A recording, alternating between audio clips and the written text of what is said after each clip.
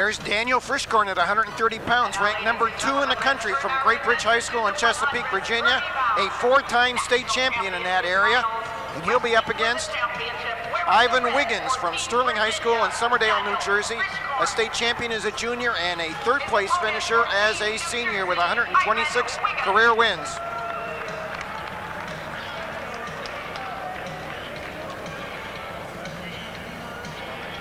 Now, Ken, you and I talked about this match earlier today, and I know you really like the kid from Virginia here. He's got a diverse repertoire. He's physical, lean, very aggressive. You know, if Wiggins can get some quick leg attacks early, he's got a chance to stay in there. But if Wiggins lets Frishkorn take charge and get on top and get his game going, he'll be hard to beat. Now, the one thing Wiggins has going for him is a great tournament. Last night knocked off his nemesis who had defeated him in the New Jersey semifinals, the #1 ranked wrestler in the country in this weight class. So he gets that win last night, an 8-7 terrific match for Wiggins, and if he can ride that high, he'll be there. Yeah, he's hot. Wiggins is definitely hot on a roll. We'll see what happens. There's a so-so shot. There's that front headlock I told you about. He's got his arm too deep. Frishkorn's right arm is too deep across the far tricep. Wiggins is bulling out of there.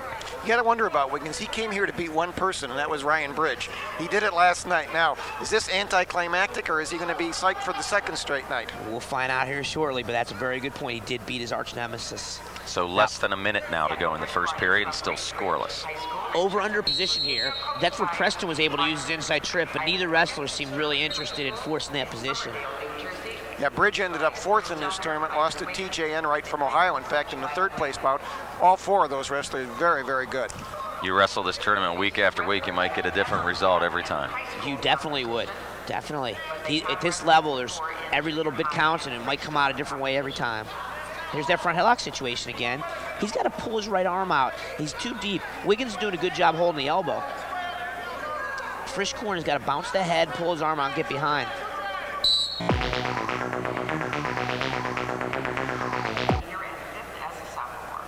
So back underway in the 2nd period and scoreless here at 1:30. There was a caution to Wiggins as he mismounted to start this 2nd period, but we're back underway.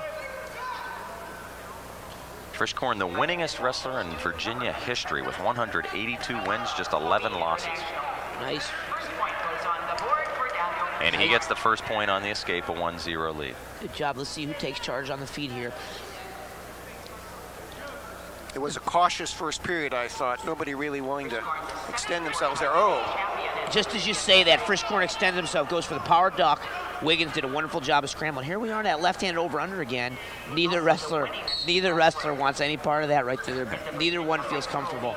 On that attack, I felt like Frishkorn sort of came in flying. Wiggins was able to get under those arms. That could be dangerous for Frishkorn. It is. It's called a power duck. You drop your right hand in the mat, assuming you're ducking to your left, and change levels, and Wiggins did a great job of countering him. I've seen Frishkorn use that power duck effectively, frequently, but it wasn't to be there. There's that front headlock position again. Approaching 1 minute to go with the 1-0 lead for Frishkorn in the 2nd. Wiggins has kind of been the aggressor. Wiggins is the one that's taken a couple, 3 shots, and he's getting stuck under there in that front headlock situation. He's used to being under there, obviously. Wiggins is obviously used to not letting guys go behind him.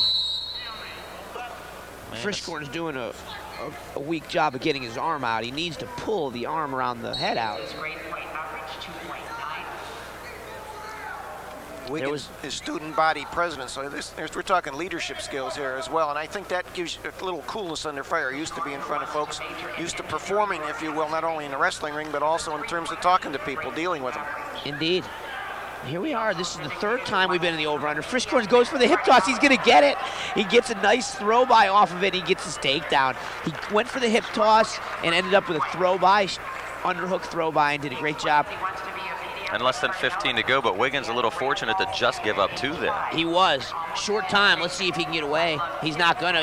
Frishkorn, not only did he get the takedown, but he had that arm tight. That's a big move right there. Not only did he get the takedown, but also got the ride out. And a 3-0 lead at the end of 2.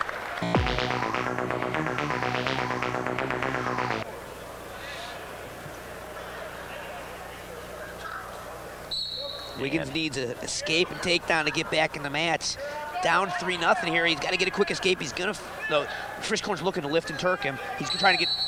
Yeah, boy, a very quick stalling warning. Indeed there. It was. He was getting ready to go to the far, reach through, lift, and Turk. which is one of his favorite moves. Frishkorn has nothing to lose trying to ride him here. He might as well try to ride him as long as he can. Wiggins got to his feet really well there. Let's see if he can get up again. He is. Frishkorn's going to kick him. He was afraid of another stalling warning, and Apparently that's a so. point, and then suddenly escaping a takedown and you're behind instead of just tied. So true. You don't want to let the referee become an element, so he decided to kick him loose and go for it on the takedown.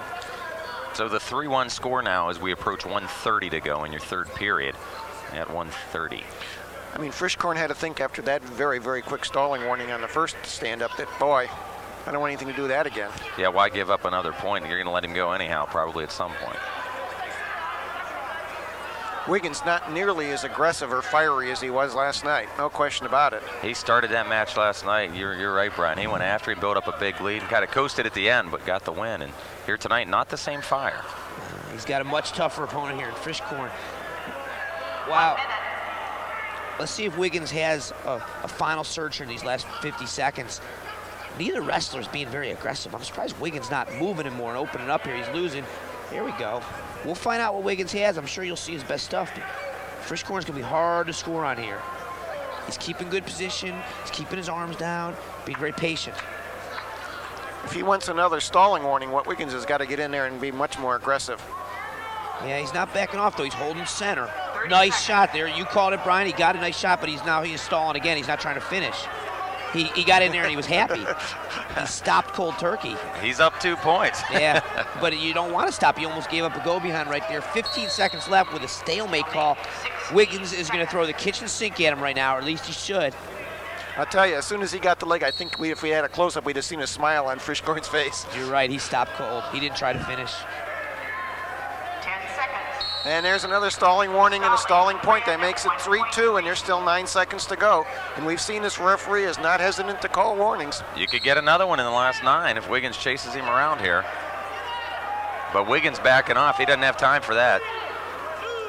And Frishkorn, 4-time state Virginia champion and now a national high school senior champion here at 130 pounds. From the legendary program at Great Bridge down in Chesapeake, Virginia, Daniel Frishkorn, the national champion.